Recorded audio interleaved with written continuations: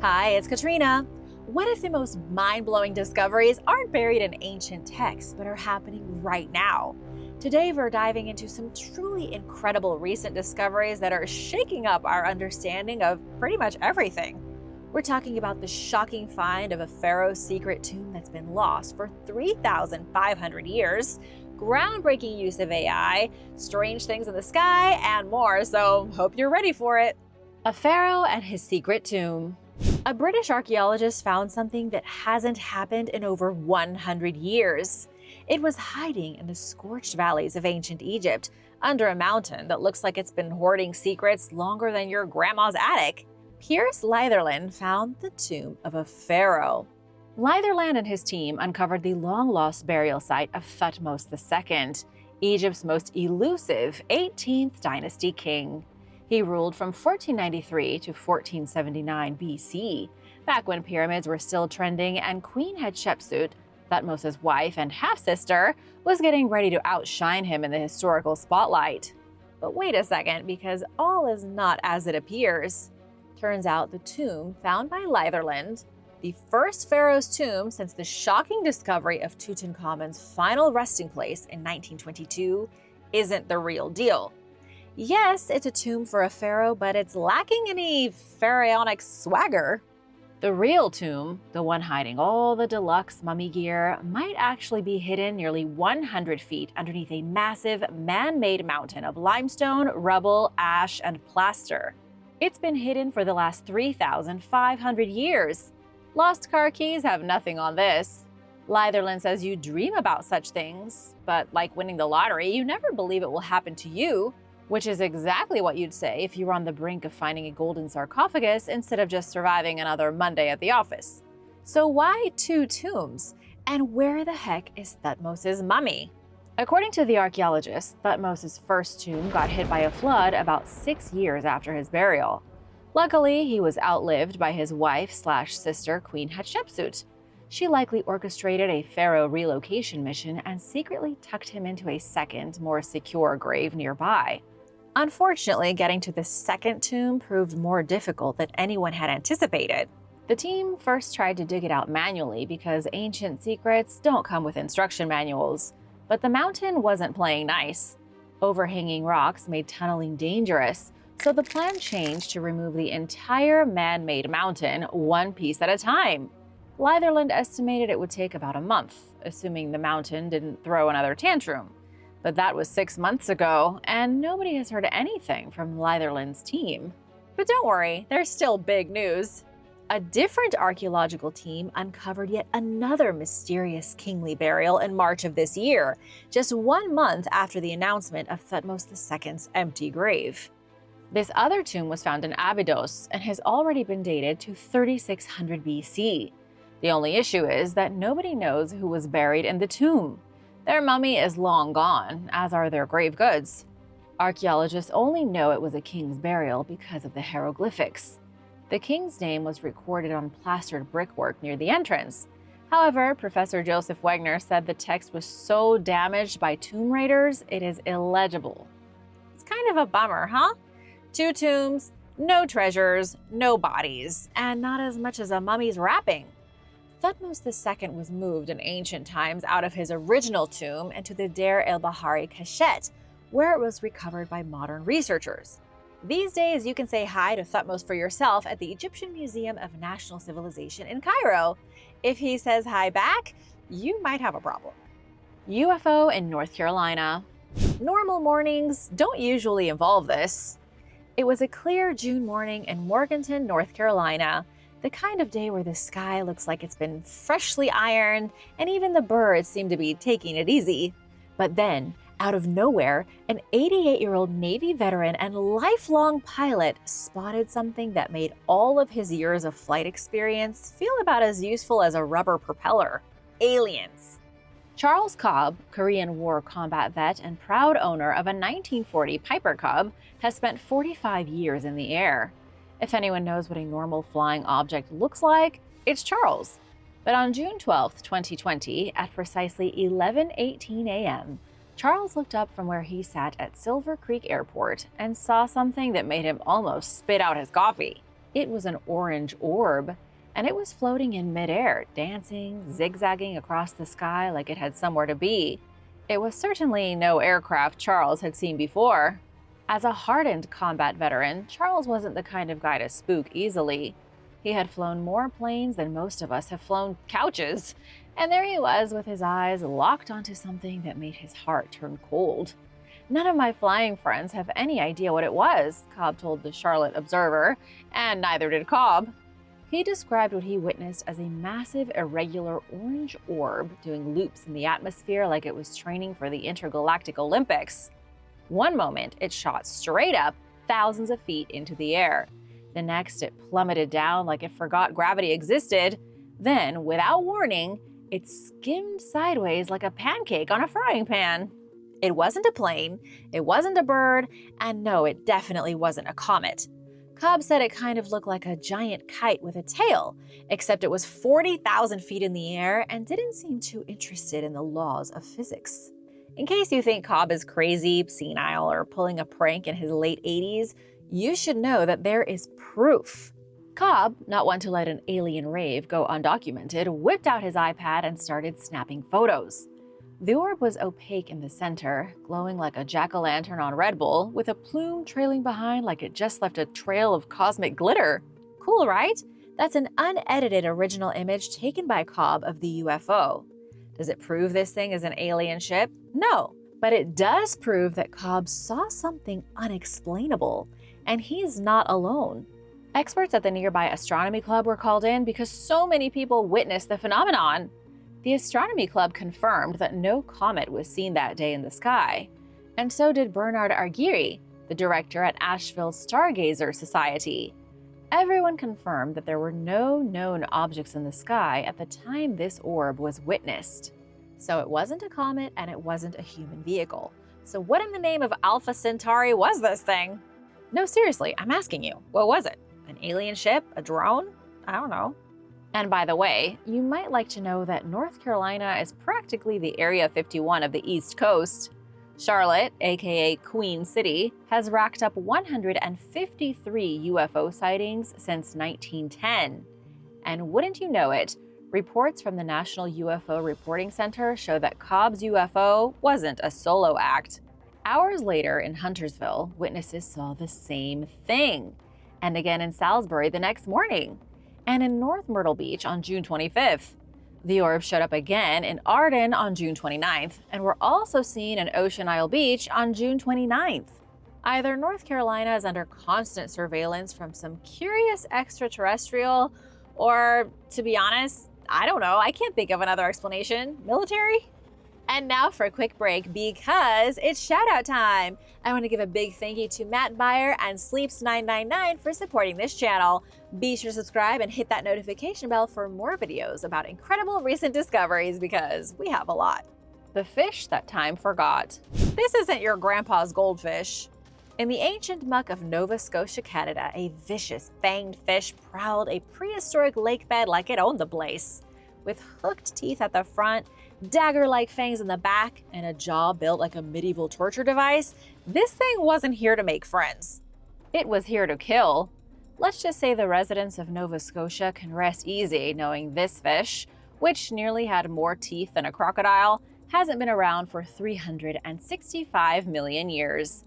Its jaw was just found by Sonia Wood and Chris Mansky, who have a knack for finding fossils. After all, they both work at Nova Scotia's Blue Beach Fossil Museum. What they stumbled across was a chunk of evolutionary gold, the jaw of an unknown species of ancient fish that had been chilling since the late Devonian period. That was back when fish ruled the world. Sharks were still awkward, and nobody had invented taxis yet. Guess what scientists named this freakish fish? Don't even try. Its scientific name is so long and crazy, even Nostradamus couldn't predict it. Spirognathus tyche. I think they should have named it the saber-toothed barracuda. This thing was about 3.5 feet long and had curved jaws full of sharp teeth. Its bite was engineered for ambushing prey, and it had the kind of bite that said, "You can run, but I will catch you and eat you anyway." The fossil's teeth are so bizarre and so unlike any other known prehistoric fish that researchers can confidently say they have added a new species to the books. And it probably won't be the last. The Devonian era was a world of sea creatures. The water was more crowded than the public pool on a Saturday in the middle of summer. The oceans of the world were swarming with armored, jawless fish, spiny pseudosharks, bony lobe-finned sarcopterygians, and placoderms, throwing their plated heads around like they owned the place. If you're into fish and other sea creatures and you ever get your hands on a time machine, the Devonian era should be your first stop. After the age of the fishes came an age of giant trees and humongous bugs known as the Carboniferous period. While things were changing on land, things were also changing in the sea. Weird monsters like Pharaoh tyche went extinct, and modern sharks, rays, lungfish, and coelacanths appeared. Basically anything you find on the menu at your local seafood joint. The Amazon warrior. They called them myths, but proof has just been found.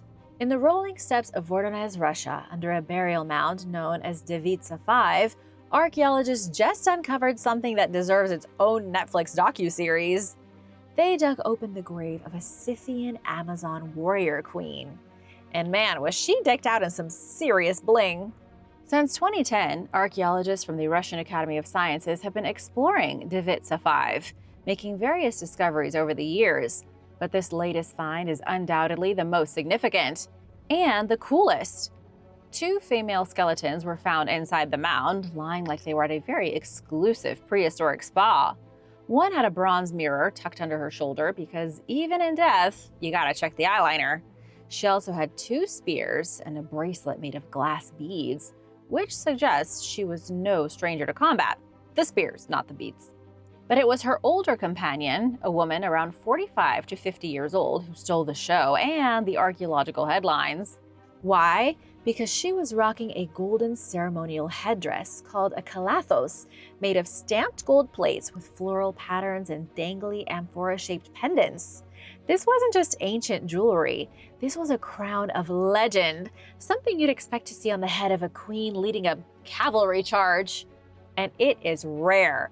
According to Valery Guliev, head of the expedition, this is the first time a headpiece like it has ever been found in the ancient forest steppes once roamed by the Scythian warriors. But who were the Scythian warriors? The Scythians, known as the Amazons to the ancient Greeks, were nomadic warriors, experts in horseback archery, and possibly the first people to wear pants. I know that sounds like a joke, but I'm dead serious. The Scythians may have been the first humans to cover up their legs completely with what we think of as pants. Before them, it was all kilts and togas and loincloths. Talk about drafty. The Scythians flourished between 700 and 300 BC, but didn't leave behind written records, which means archaeologists have to do all the detective work without any cheat codes. But you know who did leave behind records? The Greeks. And what they said about the Scythians is shocking. The Greeks claimed the Scythians to be ferocious warriors, especially their women. Their women were formidable killers who fought alongside the Trojans against the Macedonians during the Trojan War. The Greeks were so obsessed with Scythian warriors that for centuries, scholars didn't think the Scythians were real. Well, no more real than cyclopes and harpies and sirens. But now, with golden crowns, spears, and skeletons being dug up all across Russia and the Central Asian steppes, the truth is undeniable. The Scythians, aka the Amazons, were very real, and they were indeed a society of warrior women. These burials are proof. The devil's handwriting and the possessed nun. What if the devil wrote you a letter? On a summer morning in 1676, the quiet stillness of a Sicilian convent exploded into chaos. Sister Maria Crocifissa della Concezione lay collapsed in the cold stone floor of her cell, ink smeared across her face like some kind of unholy war paint. Clutched in her ink-stained hands was a letter. The letter was 14 lines of pure, unintelligible madness, part alphabet soup, part satanic Sudoku. For over 3 centuries, nobody could figure out what this note said. It looked like a ransom letter from the underworld, a terrifying mashup of symbols, ancient letters, and the kind of scribbles you'd expect to find in the margins of your nightmares. Sister Maria herself, a devout 31-year-old nun at the time of the incident, claimed the letter was dictated by the devil in an attempt to lure her away from God. Not even she could decipher the letter written in her own hand. Now what would you do if your roommate said the devil took over her pen and tried to slide it into her parchment like it was a 17th century DM? Send her to the loony bin or put out milk and cookies in case the devil comes back? Recently, one man took it upon himself to finally crack the code of the devil's letter. His name is Daniele Abate, head of Italy's Ledum Science Center and part-time code-cracking wizard. He and his team fired up some software, compared the symbols to ancient alphabets like Greek, Latin, Arabic, and Runic, and slowly started to decode it. Amazingly, the jumble wasn't nonsense after all. It just took a modern computer program to sort out the symbols and come up with a solution. The solution, however, is just as diabolical as everyone expected. Possessed or not, Sister Maria was dropping some serious theological burns. The letter called the Holy Trinity deadweights and threw shade at God by saying God thinks he can free mortals. Free us from what, Sister Maria? She even ended on a disturbingly poetic note. The last line reads, "The system works for no one. Perhaps now Styx is certain." That's Styx, as in the mythological river that separates the land of the living from the underworld. Sister Maria was basically saying, welcome to hell. Pretty brutal for a nun, don't you think? But why did Sister Maria write this bizarre note?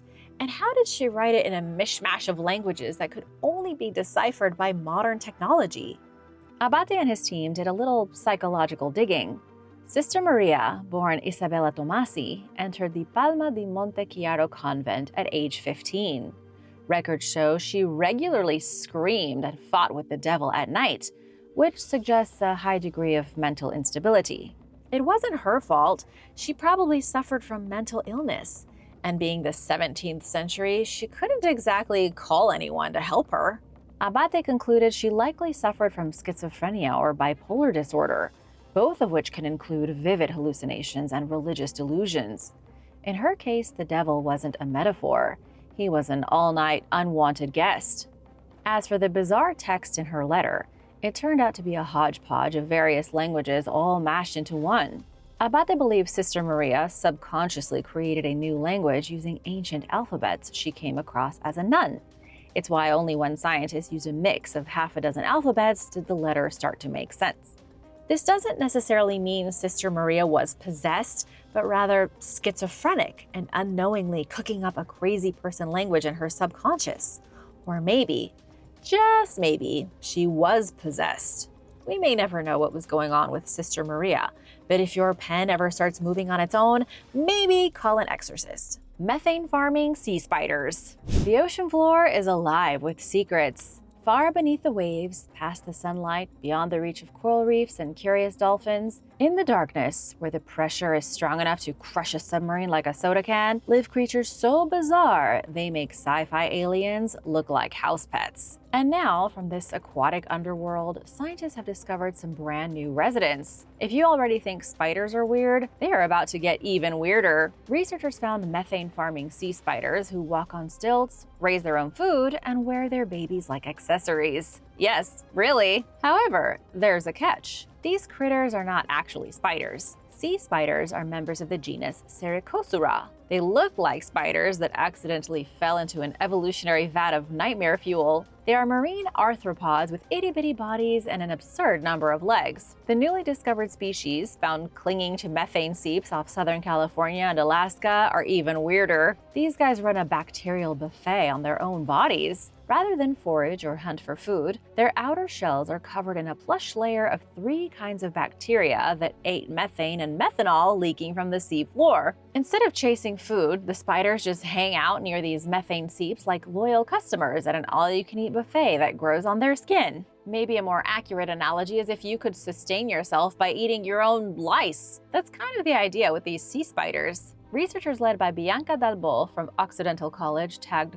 carbon isotopes in methane, methanol, and CO2. Then they exposed the sea spiders to each. The results were amazing. The spiders' gut tissues lit up with labeled carbon from the methane, proving they are snacking on their symbiotic stowaways like little walking yogurt parfaits. While watching the sea spiders, scientists found that the males are the ones brooding the eggs inside of the moms. Dads carry squishy egg sacs like wearable jelly bracelets on their legs for up to 20 days, doing the underwater equivalent of swaddling. And get this, the eggs are already loaded with the same methane-loving bacteria found on their parents, meaning baby spiders are born with a tiny farm ready to go on their bodies. Forget bottle feeding. These critters hatch, harvest, and go about their business, never needing to worry about food. Not a bad gig, right? 2 new Stonehenge megaliths. This isn't just news, it's a tremor from the past. 2 new megaliths have been found that could be close cousins of Stonehenge. Even crazier is that scientists think these new megaliths may have once formed a sacred ark, the likes of which is going to blow you away. Long before England was tea-sipping and monarch having, its wild, windswept landscapes were home to massive stone circles, dragged across moor and mountain by people without wheels, cranes, or podcasts. Stonehenge gets all the fame and the Instagram filters, but our Neolithic ancestors were busy laying down megalithic monuments all over the place. Stonehenge is one of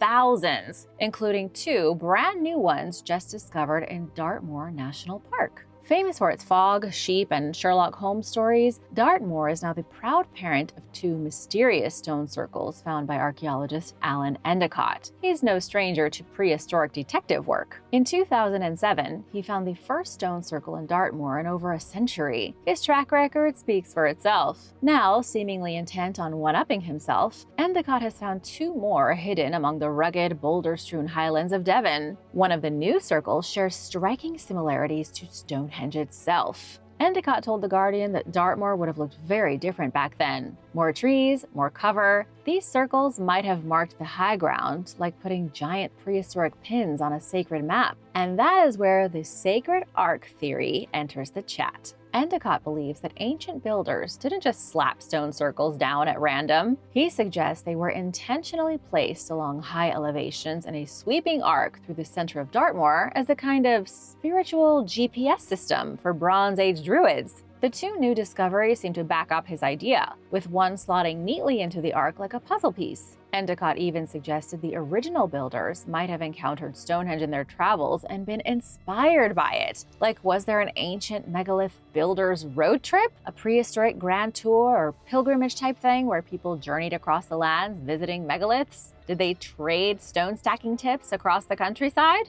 What are your thoughts on all of this? Let me know in the comments and hit that subscribe button while you're at it. AI changes biblical history. History's greatest secrets are no longer safe. Centuries of mystery solved by an algorithm? It all started in a cave. Sun-baked cliffs, jagged rock, and the kind of dry, cracked earth that is perfect for hiding something ancient. That's where, decades ago, a goat herder stumbled into one of the greatest archaeological discoveries of all time: the Dead Sea Scrolls. The herders found a cache of nearly 1,000 ancient manuscripts tucked away in the Qumran caves near the Dead Sea, written over 2,000 years ago. Ever since, scholars have been trying to make sense of these ancient documents. For decades, researchers pored over the brittle parchment like detectives at a crime scene. Some scrolls contained copies of biblical texts, while others were apocrypha, writings considered divine by early Christians, but didn't make it into the official Bible 1.0.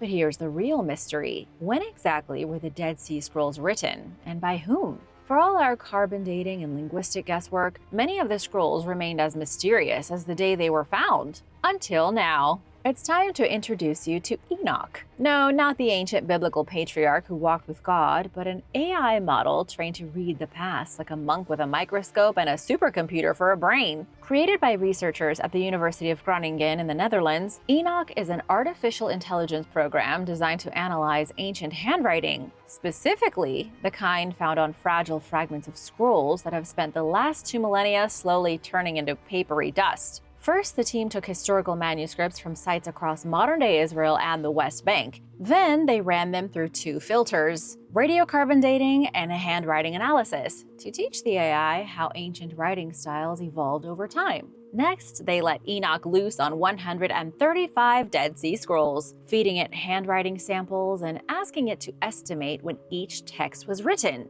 The results were phenomenal. 79% of the time, the AI nailed it. The remaining 21% were admirably close guesses. One of the biggest surprises of this experiment was that many of the scrolls turned out to be older than previously thought, which shakes up the entire timeline of biblical manuscript history. Until now, scholars dated most of the Dead Sea Scrolls to between 250 BC and 66 AD. But Enoch's estimates, paired with radiocarbon dating, suggest that some fragments might go back even further. Scholars might now be staring at the handwriting of the earliest biblical scribes, people who weren't just copying scripture but creating it. It's like seeing a first draft of Genesis with the author's coffee stain still on it. The Dead Sea Scrolls might be the first drafts of many biblical stories. And this is just the beginning. What will Enoch uncover next? Scientists find 20 new viruses in bats. Ah yes, bats, humanity's arch nemesis. Nothing spreads disease to human beings quite like fuzzy winged rodents. Bats might be really cute, but they also carry some horrible viruses. And now 20 new viruses have been found in bats.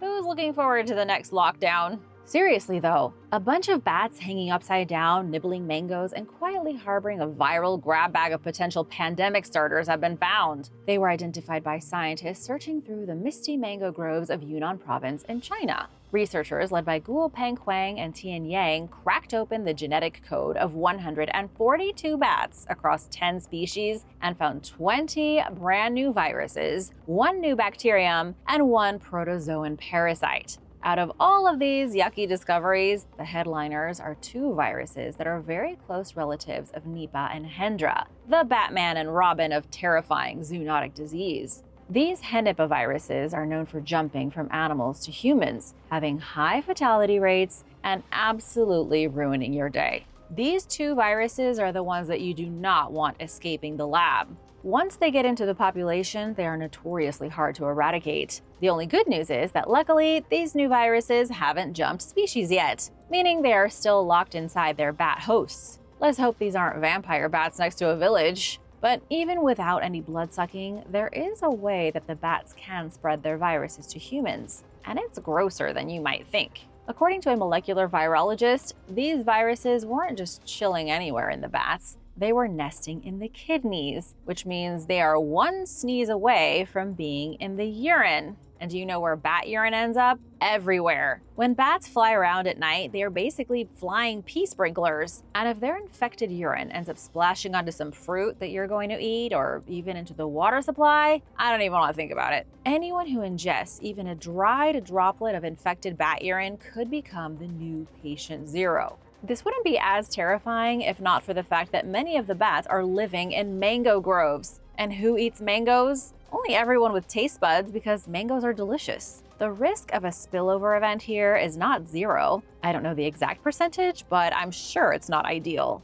But hold on, before you start hating bats, listen to the rest of what I have to say. Bats might be little disease goblins, but they are also heroes to the orchards they live in. Bats are flying mammals that work to pollinate crops, fertilize soil, and annihilate crop-eating insects. In fact, bats save China's apple farmers $2 billion a year by munching on pests instead of profits. I bet you didn't know your Honeycrisp addiction is brought to you in part by bat labor. The whole situation is very complicated. On one hand, these bats are flying viral villains. On the other hand, they are unpaid agricultural interns with wings, saving China billions in food. Dr. Alison Peel, a wildlife disease ecologist, reminds us that just because these viruses are genetically similar to viruses that kill people doesn't mean they are ready for human prime time. We've seen cousins of Nipah and Hendra that pose no threat at all, she said. We need more lab studies to figure out if these newbies are just awkward viral teens or full-blown pandemic material. It's not about blaming bats. It's about respecting wild ecosystems, doing the science, and not licking fruit off the ground. Seriously, don't lick mangoes that have fallen on the ground, and you might be perfectly fine. If anything, this discovery is a reminder that the natural world is absolutely bananas. Thanks for watching! Hope you enjoyed these recent discoveries, and let me know what else you'd like to hear about in future videos in the comments below. Hit that subscribe button, and I'll see you tomorrow. Bye!